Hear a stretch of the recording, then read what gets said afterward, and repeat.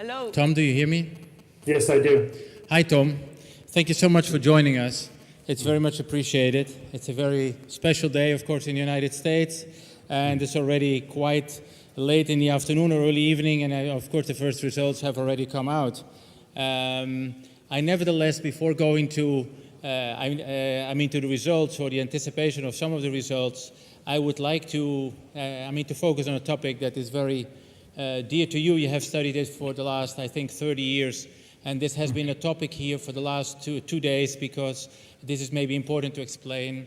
We have this event here tonight and also in the early evening, in the early morning, but it was also a seminar for students from Italian universities from Milan, Rome, and Florence, and students from US universities that have programs here in Florence. And it was actually looking at especially the human rights dimension and democracy promotion dimension of the US elections 2012.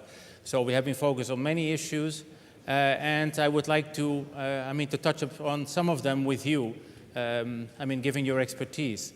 My first question would be, what is, according to you, the most dramatic change, or what are the changes between of course, the Bush administration and Obama in terms of democracy promotion? That's an easy one, of course. But I also would like to know some more in depth of what you think of the achievements of Obama in this field. Did he really achieve what actually he wanted to achieve? Do you think that actually more, could have been done or could have been done differently? So, can you comment on this part? I'd be happy to.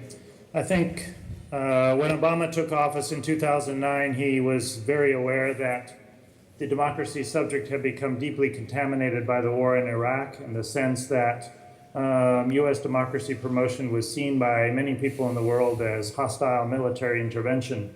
There was a bumper sticker that somebody saw on a car in the Arab world that said, "Be nice to me or I will democratize your country." And so, democracy had become a hostile word in many people's mind. Obama came in, he changed the tone.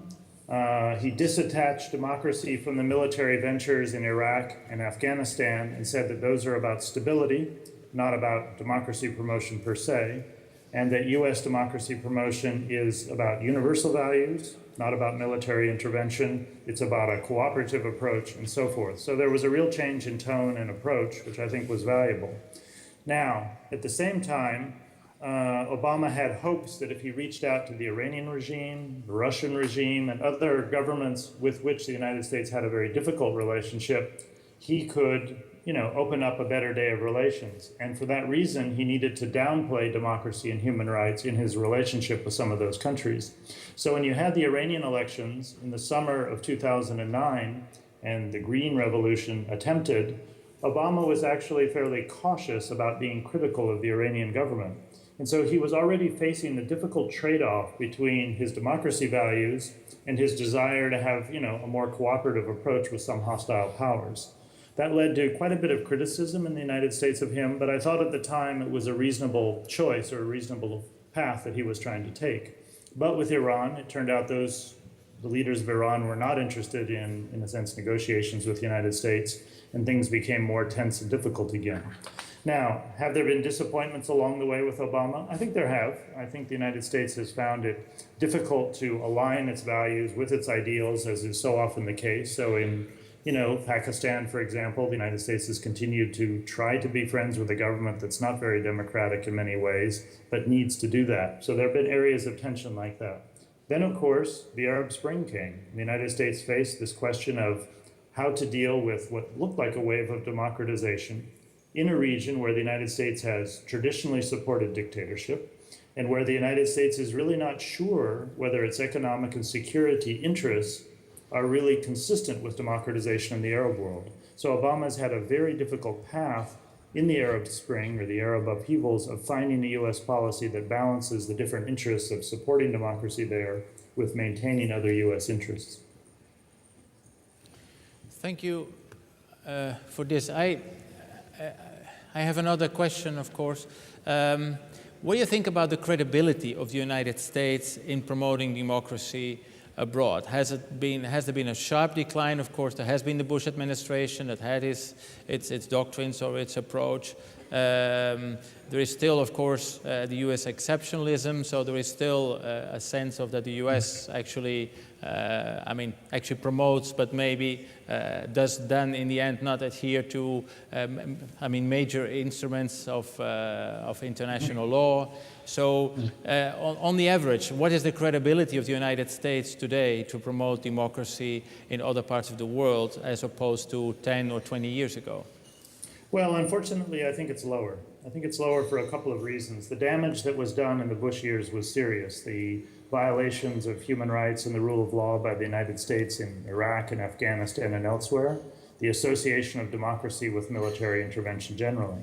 When Obama came in, there were really strong hopes among many in the United States that this would raise the credibility of the United States, again, with respect to democracy.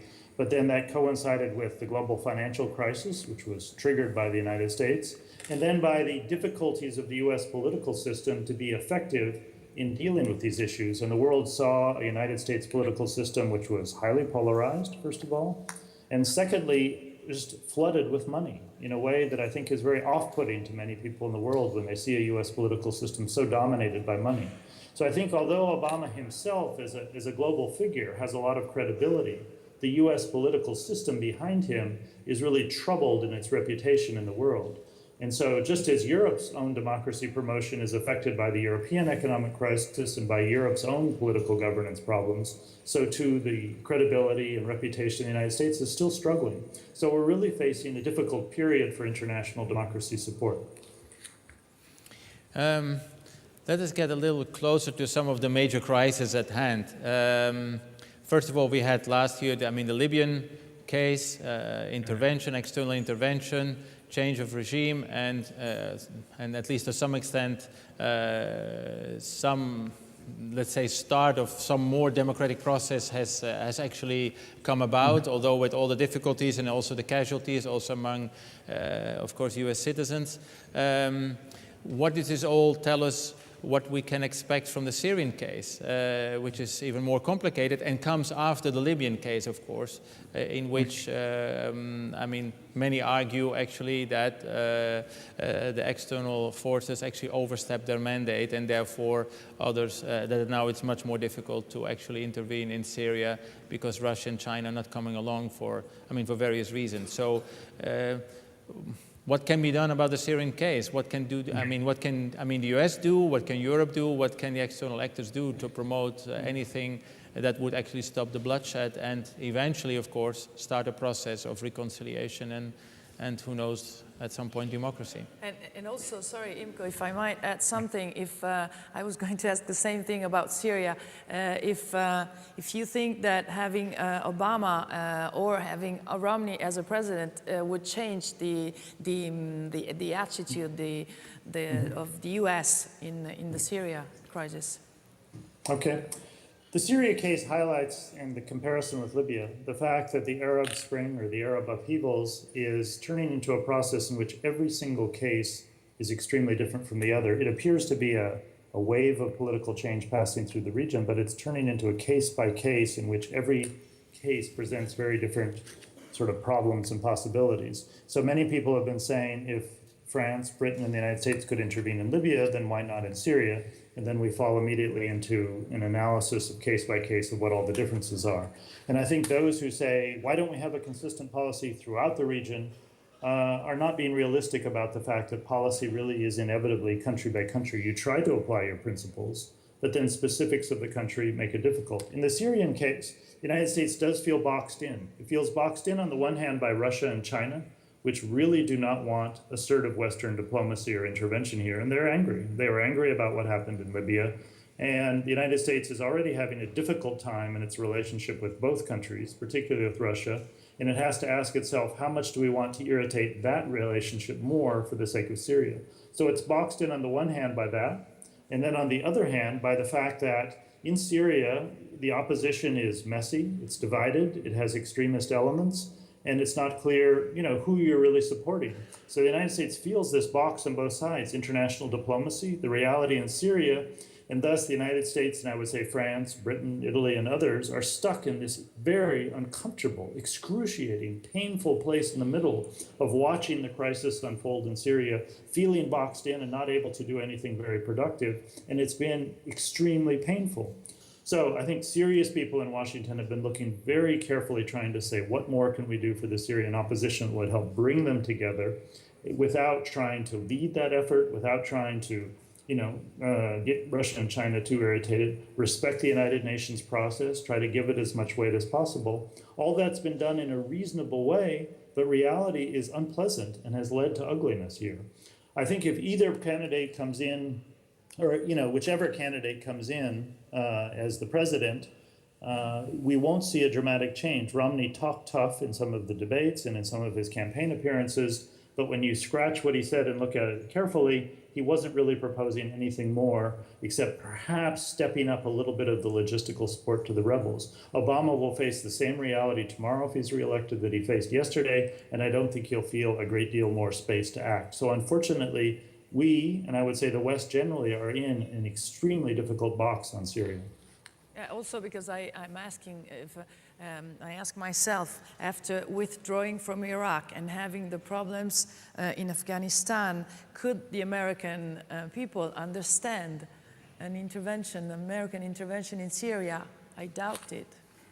Well, I think it's a good question. What's striking, though, what's really notable about the relationship of the American people to military interventions is how little, in a sense, they engage until there's a high cost. It was almost undiscussed in the presidential campaign, the continuing U.S. involvement in Afghanistan. Here we are in the longest war in American history, and there was almost no discussion of it in the campaign. The Libya intervention passed almost unnoticed by the average American because there were 0 Western casualties.